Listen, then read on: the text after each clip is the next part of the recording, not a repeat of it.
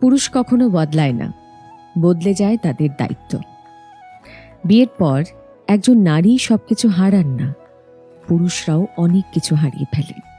আত্মীয় স্বজন, বন্ধু বান্ধব, পাড়া প্রতিবেশী এদেরও হারায়। বিয়ের আগে বেশিরভাগ পুরুষরাই থাকেন দায়িত্বহীন। সেই সময় তারা মা বাবার দায়িত্বে থাকে। বিয়ের পর ছেলেদের দায়িত্ব অনেকাংশে বেড়ে যায়। পরিবারের দায়িত্ব, সংসারের দায়িত্ব, সন্তানের দায়িত্ব, আরো নানান দায়িত্ব। সেই সমস্ত দায়িত্ব পালন করে পুরনো বন্ধু বান্ধব কিংবা আত্মীয় স্বজন অথবা পাড়া প্রতিবেশীদের আগের মতন সময় দিতে পারেন না।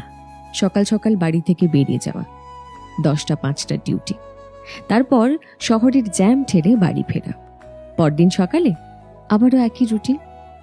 এই কঠিন রুটিনের মাঝখানে আগের মতন কি আর বন্ধু বান্ধব, আত্মীয় স্বজন অথবা পাড়া প্রতিবেশীদের সময় দেওয়া যায় বলুন তো?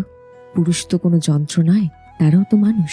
ভেবে দেখবেন, একজন পুরুষের বিয়ের আগের জীবনের দায়িত্ব আর বিয়ের পরের জীবনের দায়িত্বগুলো কি এক হয় সব সময়?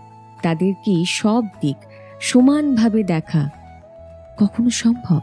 আফটার অল, পুরুষ তো কোনো যন্ত্র নয়, তারাও তো মানুষ।